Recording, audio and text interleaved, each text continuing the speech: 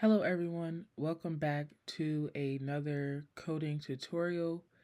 In this coding tutorial, we are going to cover arrays, but we're just going to cover the basics. So how to create them, declare them, and overall just use them with accessing elements and things of that nature. So let's go ahead and get started.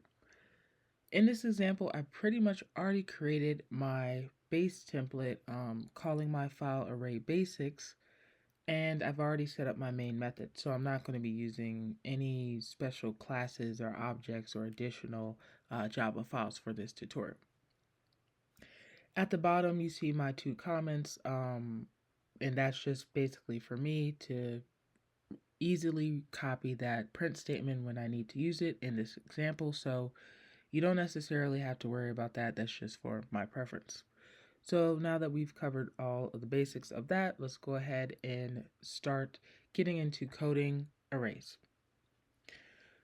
So first I want to go ahead and get into declaring an array. So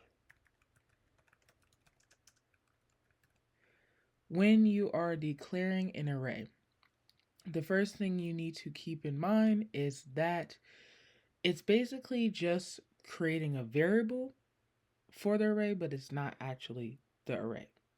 So that means it's not really creating the array like you think, but it does create a variable. So to do that, it would be, let's say we're going to use int, and we'll say ages. All right. So that creates or declares an array, but the array has nothing in it. As you see from that light bulb, it says variable ages is neither read or written to. It does not say array ages is neither read or written to. So that is the thing that you have to keep in mind. Now, if you want to initialize the array, we would then have to use that array or the variable name. So ages equals, and then we use new int, and then we're going to say 3, for example, like that. That now creates our array. We're basically now saying that the array is going to hold 3 integer values. So that's now initializing the array. So technically, when you declare an array, you can really just do it all in one line. This is one way you can do it. So I add that comment actually. So we'll say first way to create arrays. So first we declared it, then we initialize it, and then you would have to go in and actually assign the array elements. So how do you do that? You're using that index. So in this example, what we would do for this case is we would simply go ages, and we'll start off with 0 index equals, and then we'll give it a number. So we'll say like 23. So that assigns our first element of ages to 23. And then you would continue on for each element. So we can say the next one is going to be like 25. And then we'll do the third one, which is going to be, let's just say 27, like that. So now we have declared an array, we have initialized the array, and we have assigned the array elements using the index values. Now, is this way the recommended way? No, but it's still possible, so that's why I'm still showing it to you. And for this example, we'll go ahead and print the array. And again, I'm going to use my print statement here. All right, go like that. And we're going to simply place in our array names, ages. All right. Now you see it's saying our array instance is printed on print stream. So we'll just go ahead and see what happens from this case. And we'll go ahead and run our file here. So one thing I do want you to notice is that technically it runs successfully. However, in this case, it is going to print out the actual location of our actual array. It's not actually printing out the array itself. And that is where you would have to either use the other examples we have used in our second lecture, which is going to be the next one. And it's a little complex when it comes to printing out your arrays. So technically, your next lecture on working with arrays will go into this deeper. But when you are trying to print an array directly, you have to keep in mind that our array name, in this case ages, is actually a reference. It is not the actual contents of the array. So it's basically printing the memory address. So this here prints memory address, not array itself. So keep that in mind. That's why I have done this example here. Now, for us to print it, you would either have to use the for loop or you would have to use the toString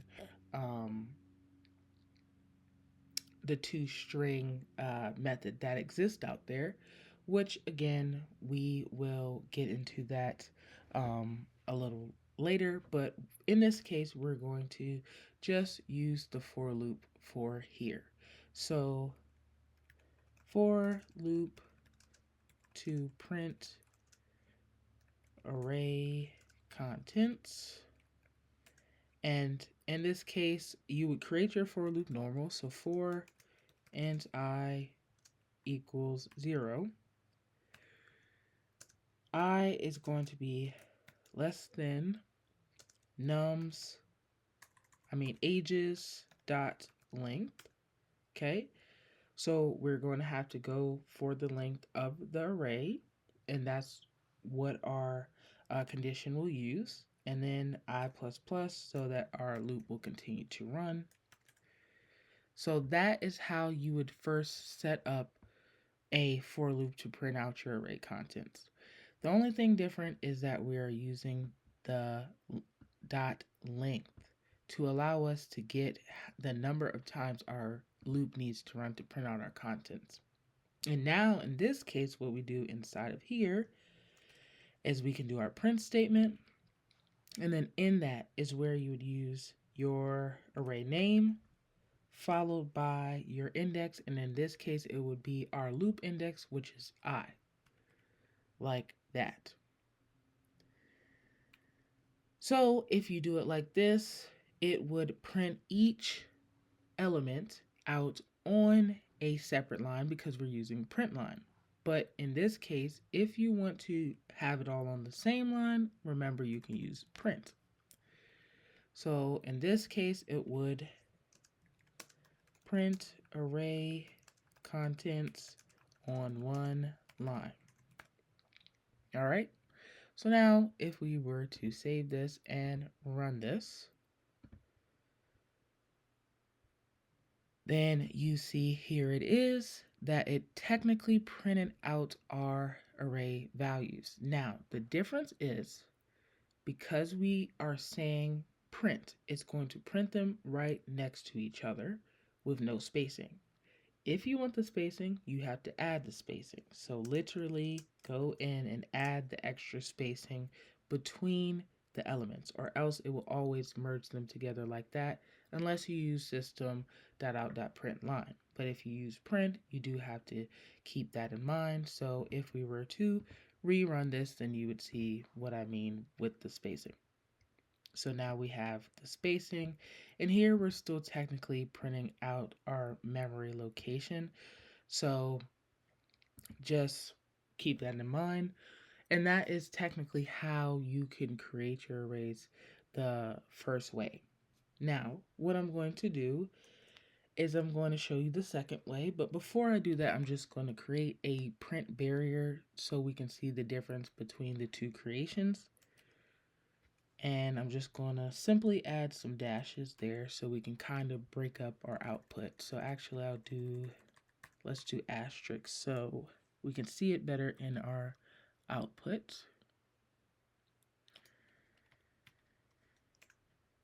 All right, so now we are going to go into our second way of creating arrays. All right, our second way of creating arrays. Now, for this case, what we're going to be doing is initializing, or actually, let me rephrase that. We are going to declare, create, / initialize all of the array at one time. So here we are going to create a array. On this line, we are going to say, for example, we're going to say, let's say string colors equals new string, and then we're going to say, let's use 5 colors. All right, so now we have created an array here all in one line. Again, we don't have any data in it. It's going to pretty much be a empty array for right now because we did not tell it the values that we are going to have. So this is going to be an empty array of size 5. And then we are going to, I'm just going to go ahead and do our print for this so we don't have to do it later. And in this case, I'm just going to go ahead and copy this print loop we already did to save us some time and place it here. All right. Also, I'm going to change my array name so that we're good to go when we need to use it. All right. So that's another way we can do it. And I'm going to switch it back to our print line so you can kind of see the difference between the two print statements when using arrays. So now we are set up and good to go. Now, here we need to go ahead and add in, so I'll scroll it up. We need to go ahead and add in our objects for our array or our elements. So we are going to initialize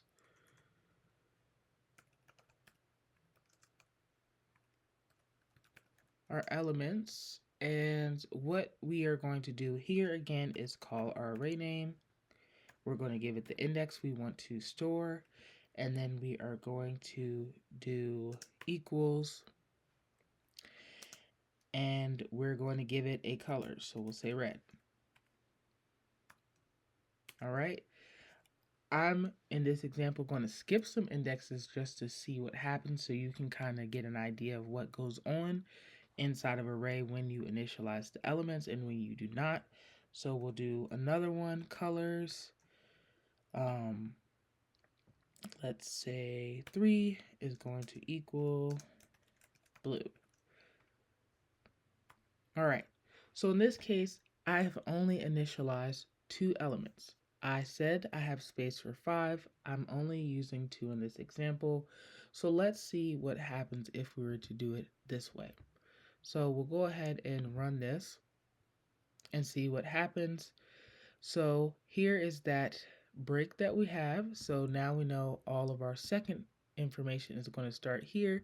And if you take a look, when we initialize our elements, if you do not initialize every element in the array, it's automatically going to be the default value of whatever that data type is. In the case of strings, it's going to be null.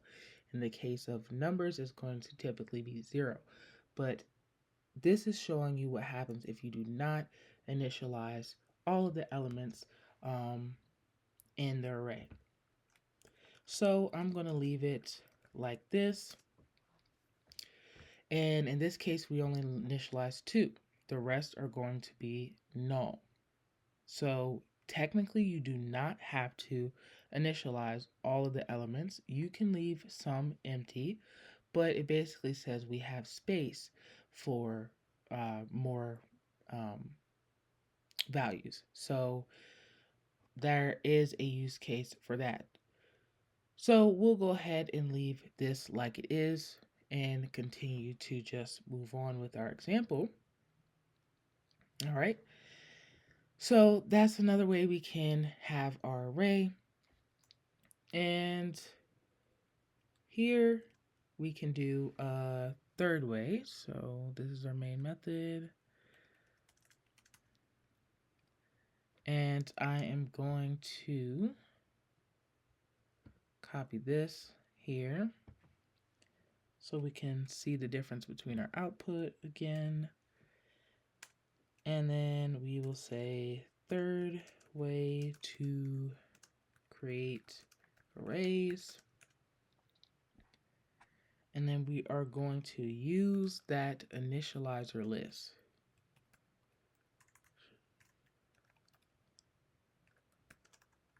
All right.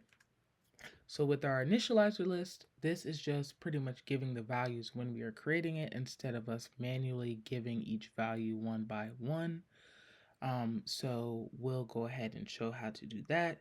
So in this case, we'll just go back to our numbers to make it a little, let's just stay with strings actually. So we'll do strings. So we'll say string, what do we use colors for that one. So we'll say string, we'll say here names, and we are going to say equals, and then we are going to use our curly braces here to create our initializer list. Now, technically we have created an array called names. We have no values in it. Nothing's there.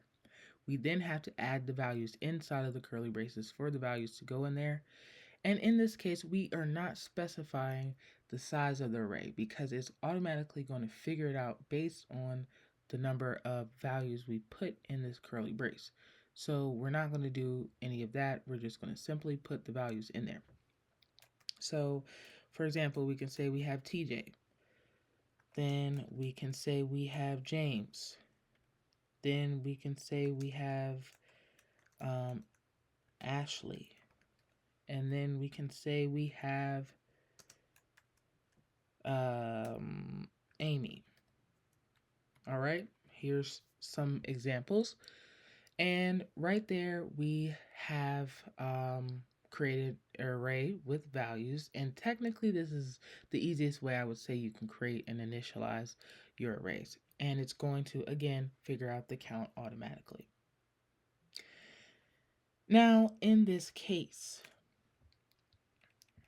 if we wanted to work with this a little bit more, we could use length to show us how many elements are in this array.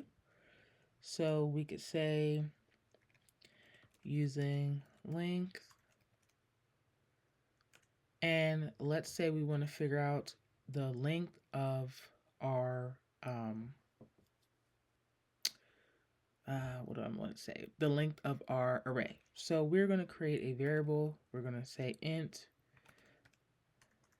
array length is going to equal to, we're going to say names dot length.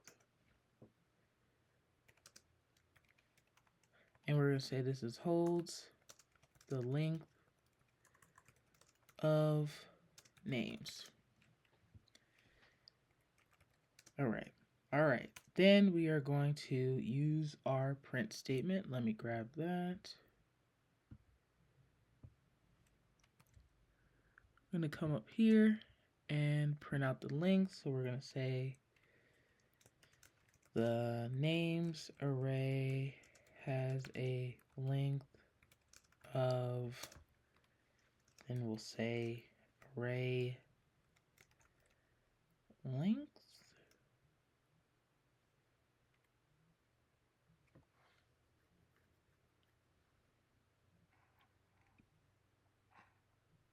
All right. And again, we're just going to run through as if this is a running program. And now you see it automatically gave us the length of that array we just created. 1, 2, 3, 4 items. Because we gave it these 4 different values, it was able to calculate the length, even though we never specified the actual number. So that is how you can use your arrays as well. So now that we've pretty much showed some common use cases, we're going to see how we can actually access our elements in our array. So accessing array elements. All right. Again, in this case, we are going to use some print statements. So if you want to access your array elements, you first give it the array name, and then brackets, and then specify your index. So in this case, we will say 2. Now, when we run this, it should give us out the value that is at index 2 of our names array. And in this case, we see that is Ashley. So that is how you would access an array element. So we're going to say printing a array element. And notice here we did not need a loop. We just simply stated the array name and the index value. Another thing you can do is to store it as a variable. So we could say, let's say string s1 is equal to names 0. So we're going to store a array element in a variable here. And then of course we can print out that variable and we'll say s1. And again, this is another use case of your array that you can do. And here you see it grabs that first value of our name and it stores it in S1, and then we can then use S1 to represent student 1 moving forward. So that is another use case you can do here as well. All right, so we covered that, but what if you tried to use or access an element that does not work? All right, so here, we're going to take this example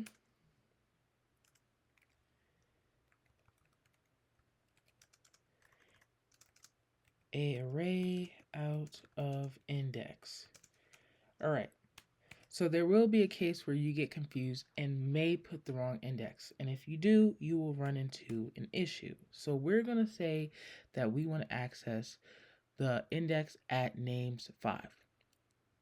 We know that there is no names 5 here. It does not go that far, but we're still going to try it anyway. So let's go ahead and test this out. See what happens. It's going to run, and there you have it. We have an error. take a look at the error and it's going to tell you what's going on. This is a common issue that people run across, so I'm highlighting it here. This is what you call an array index out of bounds exception. This means that you have given your code a index that is not in its boundaries, meaning there is not an index that exists, because it's telling us here that index 5 is not in the boundary of the array that has a length of 4, because that's too big. So therefore it can't print it out because it doesn't exist. It's not able to. So it will give you this error. So technically you cannot print out a array element if it's not in the correct bounds. So you have to keep that in mind and pay attention to how many items are in that array so you can avoid this message here. So keep that in mind. I'm going to comment this out, but I just wanted to show you that this is a common error that people run into when working with arrays. So pay attention to your output when you receive it if you see something like that.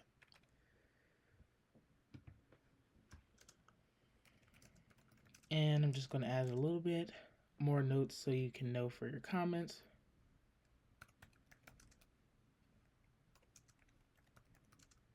Causes error. All right. So that's that case. All right. The last thing we're going to cover in this one is we are going to cover modifying the element. And in this case, we are going to just change the value of the element. So right now, we're going to say we're going to print out our array. So here we are going to say we're going to print out names 2.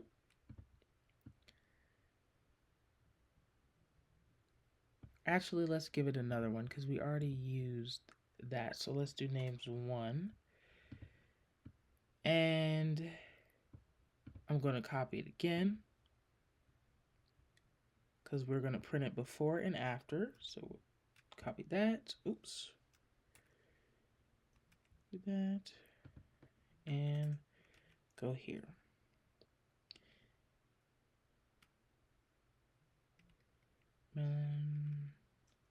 After modifying.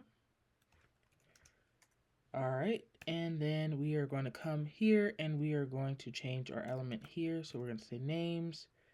We're going to give it the index that we're changing. We're going to say 1 and we're going to equal, and we are going to say in this case, Brian. All right, so here we're going to say that we're going to change the array element that is currently at the index position of 1 in the names array. In this case, it is James, but we are going to change that to Brian. So I'm going to put here, we'll say new value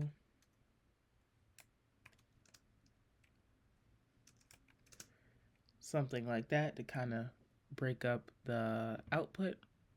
And we'll go ahead and run that.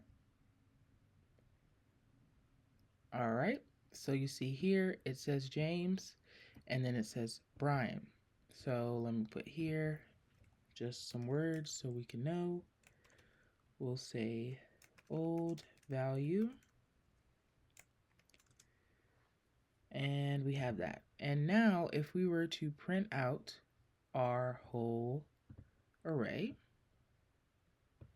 I'm going to copy this here to save us some time. Then paste it here. I'm going to change our array name. We're going to change this to names. We're going to change this to names. And that is going to print out our names. I'm going to erase this. And we're going to say, oops, printing array after modifying element. And we're also going to print it before so you can see the difference. So we are going to put it here. I'm going to change this to before.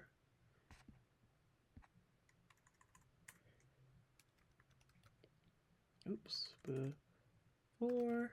All right, so we basically went in and created two array printing loops that are going to print the array before we change an element in it, and then it's going to print it after, so you can kind of see what happens in the background. So we'll go ahead and run this. All right, we are going to see here. We scroll here. This is the beginning. So our old one was TJ, James, Ashley, and Amy.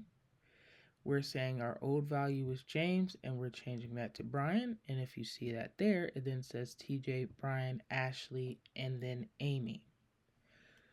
So you see, it pretty much recreated the array with a different value, and you can easily modify as many elements as you would like in this array. So that is another thing that you can do. Now, let's see what happens if you try to add an element. I'll keep that comment there, but let's say we want to add something to the end of the array. So we know our length of our array, in this case, 0, 1, 2, and 3. So we stop at 3. So let's say we want to do index 4. So if we do names 4 equals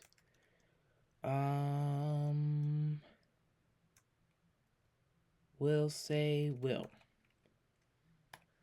All right, so we have that. And if we were to print our array, again, we'll go ahead and use our for loop. Let's see what happens here.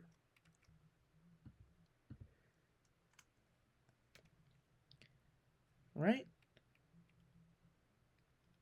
I'm just going to, for our purposes, get our little print break line that we created here, so we can kind of see the difference between the output. All right, and we're going to go ahead and run that.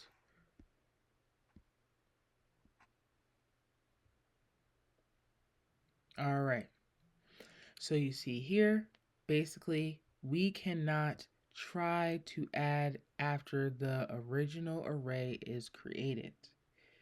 You see here, it immediately says that our index 4 is out of bounds, so we can't do it. Because once you create that array, the size is set. Even though you can go in and change the values and access the values, the size cannot be changed once it's created. So if we wanted to add on more names, we would have to create a whole nother array that will allow us to have the space to do so. So I just wanted to point this out because some people think, well, if you can easily change the elements or place them in there, then you, in theory, should be able to do this. No, you cannot. So I just wanted to point out that common mistake as well. So in that case, I'm not going to leave that here.